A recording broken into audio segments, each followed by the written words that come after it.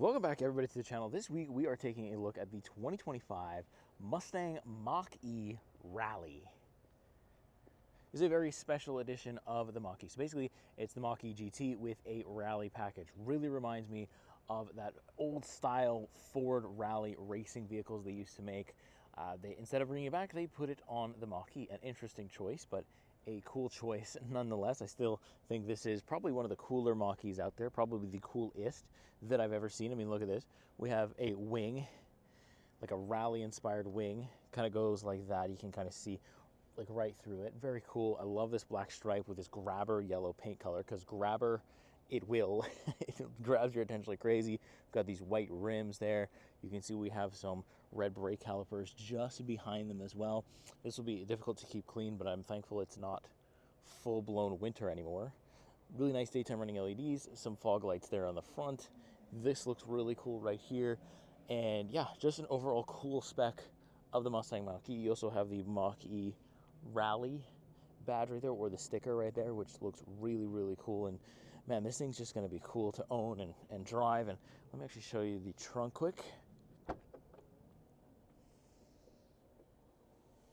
Here we go. Got our little wall charger here. That's probably what I'm going to use at home, but a little bit of storage under the floor, decent amount of space, automatic opening and closing. But yeah, it's going to be a fun week, so let's get it started. Let's hop in, and I'll give you my first driving impressions. All right, so second time of the week, really, on the road with the Mustang Mach-E Rally. So this, I got to be honest with you, this Mustang, or just the Mach-E in general, will always have sort of a special place in my heart. Not because it's the best EV I've ever driven or anything like that, but simply because the first Mach-E, I think it was like the Route 1 edition, when it was like brand new, the first iteration of it in, I think, 2021 or 2022, it was my first ever press vehicle. It was my first ever, little toe dip into what, has really been a lot of fun.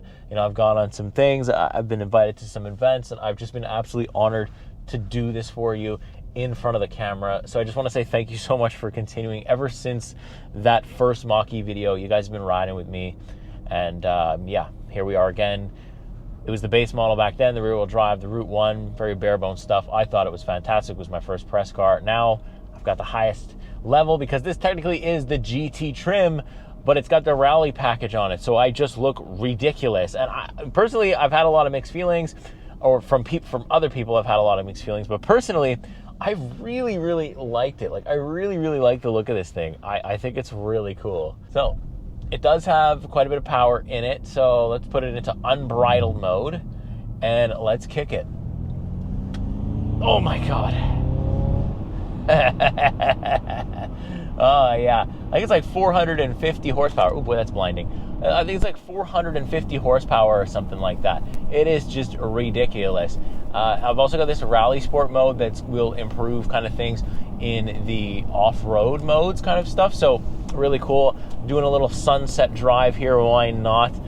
Man, I don't know. There's something about it that I just really, really like. Probably because it sticks out like a sore thumb, and I kind of like the attention. I like turning the people that are turning their heads and like being like, oh, what the heck is that thing? I've never seen that thing before. I like it. I think it's really cool. And look, otherwise, I think just the basic Mach-E, even the GT, although the GT looks nice, I think it's just boring. This really is the most interesting version of the Mach-E that's ever been made. Now, there's questions to be said, like, why not just put a Ford Focus RS back on the market and not do a rally package on the Mach-E? You'd be right to think that, but here we are.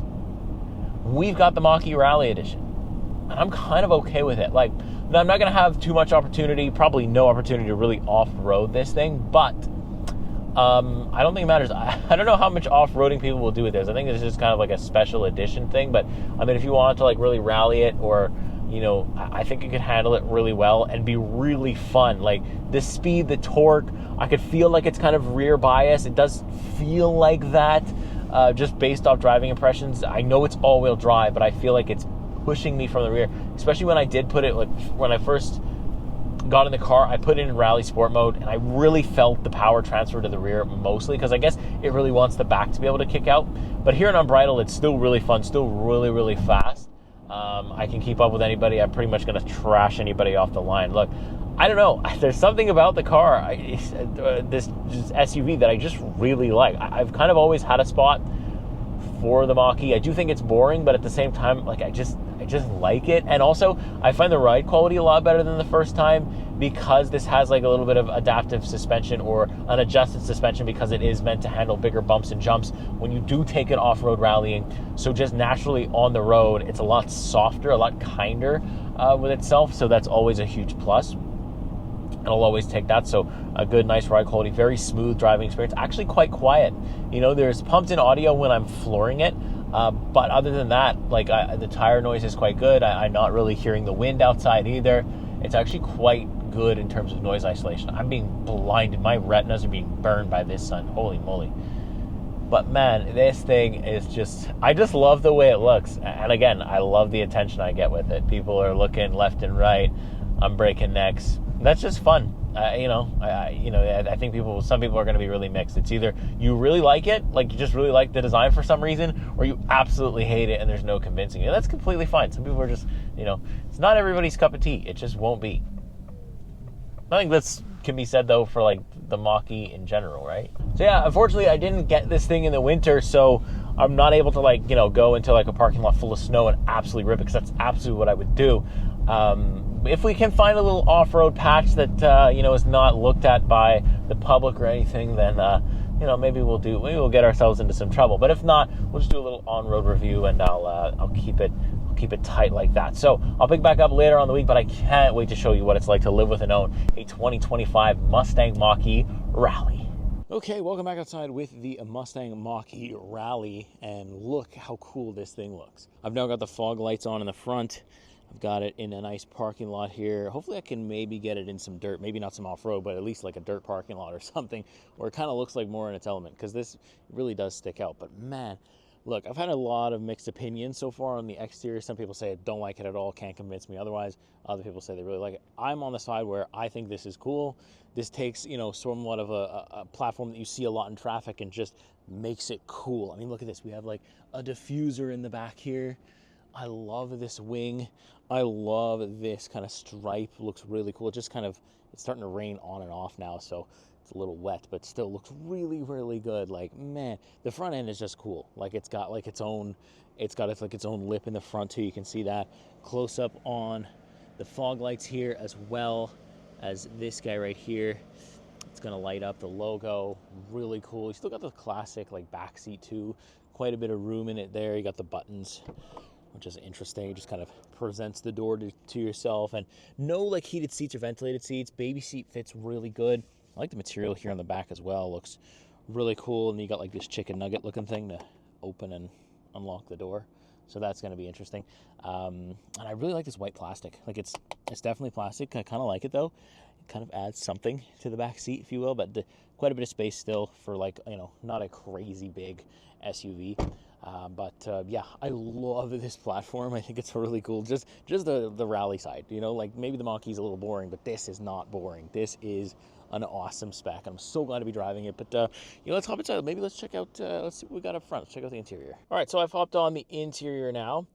Really nice place to spend time. Comfortable. That's kind of the main thing. But it's simplistic yet complicated. Like it's neither one or the other. It's like right in the middle, because you have some parts that are very simple, other parts that are, or can be sort of complicated. It's an interesting one. But let's start with the steering wheel. Kind of the same steering wheel that, is pretty much on every Mach-E nowadays, but I've got like my white accents here, which look really cool, as well as the white stitching throughout. And I like kind of the horse in the middle. Looks really cool. The Mustang in the middle. I know, considered a Mustang, but look, it's there. The badging's everywhere. It's a marketing tool. So right hand side, physical buttons, which is very nice. Same thing with the left. You got your volume controls, and you've got your cruise control stuff. So very good. 2 memory seat settings. I like this material mixed with this leather. Very nice. The chicken nugget thing to get out again. I like the stitching with the white. And we've got a B&O audio system, so that never really disappoints me. I like this material up here as well. Very nice. And then you've got your little gauge cluster right there, where you can kind of see the range, your total kilometers, one pedal driving, what your headlights are doing. Very, very easy to understand. And of course, the speedometer is right there, front and center. No need to look over a la Model Y. So speaking about looking over, well, we have this massive you know, I guess you can call it an iPad Pro at this point. It's huge. It's probably bigger than my iPad Pro. But you can do a lot of stuff in it. You pretty much everything vehicle-wise is in here. So if this craps out, you're finished. You can't use it. I mean, hopefully this doesn't crap out because at least you can see how fast you're going. But if this dies, you're done because this is where everything, climate control, you name it, it's all here. We've got like this integrated kind of volume knob that could also change to be the, you know, the fan speed and stuff like that, unless you have it on auto. We've got heated seats, no ventilation, which is weird in the top trim here. But I do have heated steering, so that's nice. I've got some apps here as well as some entertainment, so we can watch YouTube now when we're charging. Got some games, Sketch, Sudoku, lane change, so whenever you're charging, whatever, you can play those. Built into Amazon Alexa, a Stingray karaoke thing. You can check your tire pressure, just all the basic stuff, built-in navigation, and you can check your charging. So you can see that right now I got 352 kilometers. Battery's almost full, so 92%, 352. Not great, not terrible either. Definitely seen worse. But because this is more of like a toy car, so I don't really consider range to be a thing when you're looking at it, really. Then you can go into the controls. This is where you're going to control the drive mode. So Whisper is like normal, Engage is kind of like a little bit sporty, and then I guess the Unbridled would be like Sport Plus, and then you can, when you're in Unbridled, you can put it into, here we'll go into Unbridled, you can put it into Rally Sport mode. And so provides performance driving experience for off-pavement sprint-style races. Traction control, stability control, intervention, and regenerative braking energy recovery are reduced. Chassis dynamics, power capabilities, and accelerated response are tuned for control and confidence on the course. To activate and use Rally Sport, you must start in unbridled mode and meet the required preconditions. So it went on, so obviously it'll go on. So obviously there it is. It'll deactivate my one pedal driving, but that's fine. I can also open the frunk and the trunk from here. Very cool. Or the front trunk. I know some people don't like to call it the frunk. You've got a bunch of different settings here. You can customize your Amazon Alexa, software updates, of course, driver assistant stuff. So you can control all that from there. We've also got 360-degree camera with the overhead, so that's very nice. No complaints there. Decent quality for the cameras, which is obviously going to be important there. And then we've got a ton of storage down here, USB-C, USB-A, wireless charger on the left-hand side, not the right. 2 cup holders. You got your parking assist button, not traction control, your electronic parking brake right here. Then I have this little dial that's going to choose my drive modes. In here, I've got some storage. And then, you know, the passenger seat, very much the same thing as the driver's seat. Got the Mach-E Rally kind of embroidered there. Looks really cool. Headrests, or at least for this point of the week, don't seem to be adjustable, so there you go. But you got like the nice material there. You've got 2 air vents, standard cup holders, enough room there for it. And I like how we have the Mach-E kind of floor mats down there. They look really clean, really nice. No digital mirror or anything like that. Little sunglass compartment up here. So nothing too crazy, but yeah, it's once you get used to it, honestly, it's not that bad.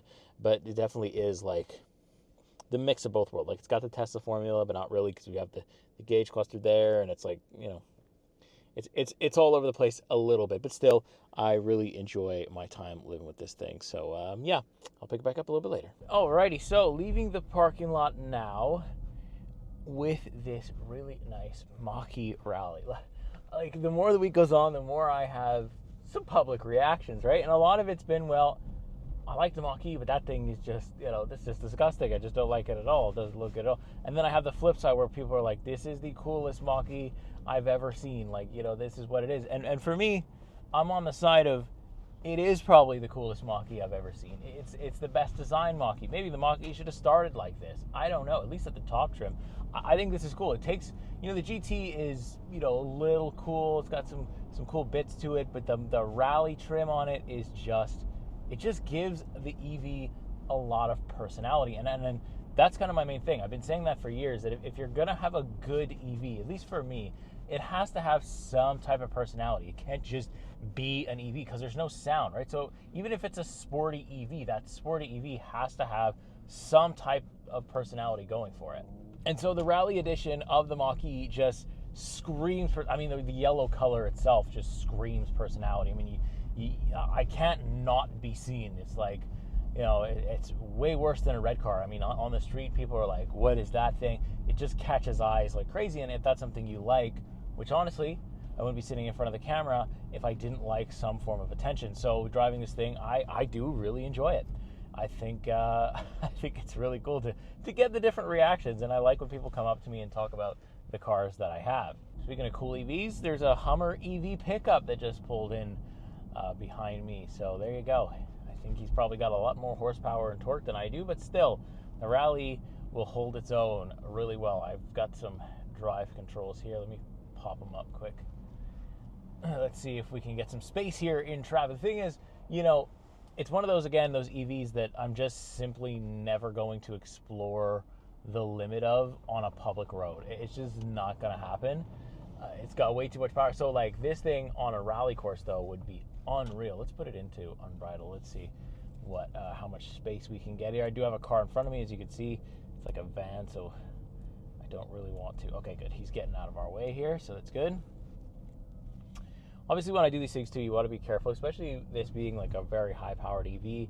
It's going to take off really, really fast, so you don't want to disturb anybody. That's the thing, though, is the cool thing about having an EV is I'm going pretty fast, or I have the ability to go quite fast, and, I mean, you just have no idea. I mean, you just got to sit there and take it. So, let's put it, we're in unbridled mode. Let's go. Oh, my God. Oh, my God. That made everything in the car fly backwards, including myself. Whoa, that's cool. Yeah, so the straight line speed, definitely there. You don't need to be off-road to test that out. Goodness me, that's quick. Holy moly. I've not been in an EV in a long time, or the EVs that I have been were not able to do that. I got a Porsche Cayenne, and it looks like she's ripping behind me, but gapped. Absolutely gapped. I mean, that power is just addicting. I mean, it'll probably give me a headache if I do it too much, and I also have the regenerative braking, so the second I stop doing full throttle, it also, tries to brake and goes, slows down quite quickly. It's quite an aggressive regenerative system, but still good. The one-pedal driving is something I always like in EVs. I really never turn it off, especially the ones, there's been a few that are really bad. I think the ZDX wasn't good at it. But the Mach-E's very good at it. It's a very good feel. I can feel like, the difference between throttle and brake is really good, and I just have to use one foot, so that's really convenient as well. But if I do go into rally sport mode, it will turn off my one-pedal driving, so you have to remember that if you're driving in that, you have to use your brakes. You got to engage them, because the one-pedal driving will be suspended until you turn it off. And the rally sport mode can only be engaged in unbridled mode. So I've got whisper, engage, and unbridled. So if you want to use your rally sport on the street, you can do it. It doesn't really add that much. Maybe the steering becomes really stiff, and also feels a little bit faster, like it's holding back a lot less, and also the traction control comes off, so that also makes sense. It's going to let the wheel spin. It'll let the rear slide out a little bit. It does feel a little rear bias. This is an all-wheel drive platform, but it does feel a little rear biased. I do feel quite a big push from the rear when I am stamping on it, so man, it's just fun. I mean, the range is sort of there, like 400, and we're just over 400 kilometers on a full charge. I think it was like 405 or something this morning when I came out to it. So that's okay. Just because you're not really going to road trip this thing, you're probably going to just keep it like, it's more of a toy than like a serious road trip, or at least that's the way I see it. Anyways, it's why this is the only one in my area. This will probably be the only one that the people in my area see for a very long time. I just don't feel like people are buying this version of it, which they should be, because it's really cool, but it's also pretty expensive, right? But that's the thing, is I think that if not having a big battery is probably the least of your concerns. If you can afford something like this, you're probably not using it exclusively for that. So here, I just turned on Rally Sport mode. I don't know if I'll have a break in traffic at all to actually do it, but it's actually an adjustment to use the brakes. Like the brakes are a little weird there, so let's turn here. So yeah, the steering is a little stiff, or a little stiffer. Control's still really good. One pedal driving is completely gone though. It does not regenerate at all when I brake. Like I don't feel anything when I let off the pedal here. So there's that, and yeah, that's pretty much the end of that run because somebody's in front of me. But I'll keep it on here. We'll see if it opens up. Yeah, it sounds like these where it's like, I wish I kind of had snow so I could take it to a parking lot and just spin it the whole time. But, on public roads, it's a little difficult to do that when you're in between two cars. It's the reality of it, and that's kind of what I like to show in these kind of weak width is like I'd love to go faster right now, but I'm not going to overtake the person in front of me. That's rude. And, I'm also not going to do twice the speed limit because I don't want to get my license suspended because then I can't make these videos. So it's one of those things, right? It's like, on the track, it's going to be crazy. It's going to be nuts, and I'd love to experience it. Don't really know if I have any near me that I could do that. But yeah, the kind of reality is, even if I can go in rally sport all I want, but if I'm stuck behind a slow Cadillac, what can you do? So yeah, that pretty much does it though. Rally sport is pretty cool. Lets the slippage go a little bit. You probably see it a lot more on the off-road. That's really where this thing's going to shine in terms of the rally sport mode, but it's still got the straight line EV speed, still got decent handling, center of gravity is good, ride quality is also really nice, like really smooth, really smooth. Since this is a more off-road oriented vehicle, it just makes everything that much smoother, and I tend to really appreciate that now. So yeah, overall really fun to look at, fun to drive, hard to complain so far. So pick it back up a little bit later. Okay, welcome back outside to some like low light evening kind of shots with the Mustang Mach-E Rally. I mean, look, this thing looks awesome in absolutely any and every weather. Low light, daylight, dirt, sun, whatever you want to say. It looks really cool. And look, I love how this lights up right here. I love these headlights. I love the fog lights. Look really cool and aggressive. I actually just had somebody drive by and tell me how cool this thing was. Coolest Mach-E ever, he said. And I have to agree, coolest Mach-E ever. Coolest Mach-E that money can buy. I mean, look at this back end here. It looks really good. I mean, anywhere you look at this thing, it looks cool. I'm such a fan of the design of the Rally, of the, you know, taking an EV and just making it cool. So let me know what you think of the exterior so far. All right, so front trunk, got the tripod set up anyway, so I've got it popped already. You can pop it from the inside, either by the button on the screen or the other one, and then there you go. Kind of got a little bit of space in there. I don't know how well you can see on the camera here. I'll try to move things a little bit closer so you can see how it is in there actually. But yeah, it's pretty deep where you could maybe fit like a suitcase or like a small briefcase or something. I'm thinking more a briefcase or like a backpack or something in there, or maybe, you know, not many people know this exists, and it's also hard to access without having direct access to inside the vehicle. So maybe it's someplace you want to store your stuff in. But yeah, it's a place that's not the trunk, so it's extra storage, and that's pretty good, especially since most EV people are not, or EV makers are not really doing that much anymore. Sometimes it's just no trunk at all. So I'll take the storage to close it. It's pretty easy. You just kind of let it sit, and then you gotta really click it in there, and then there you go. All right, so final time outside with the Mustang Mach-E Rally. And what a good week it has been with this thing. It's been flashy. It's been everything that I would expect from an actual Mustang, other than having the sound. But this is the coolest EV I've driven in a very long time. It's probably on the list of coolest EVs I've driven career-wise. So really cool. I mean, how often do you see an EV with a rear diffuser and a rear wing? You just don't. They're just not that interesting. And Ford has really taken a stab at making an electric vehicle really interesting with this Mach-E Rally, and done a really good job. Because like I said, I enjoyed the Mach-E platform in the beginning. I mean, it's the marketing ploy, right? It's called the Mustang because that grabs your attention. That, you know, that gives you something to think about, and that's why they do that.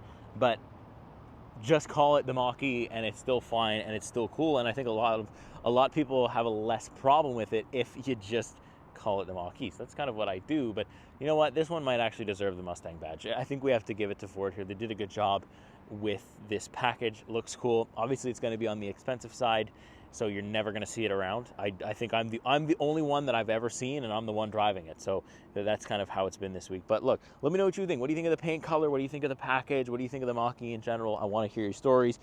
Owners of the Mach-E, let me know. Is it good? How's it been long-term, reliability-wise? Tell me all your stories, good, bad, and the ugly. I want to hear everything from you. With that being said, I'll see you in the next week. See you in the next car. Take care.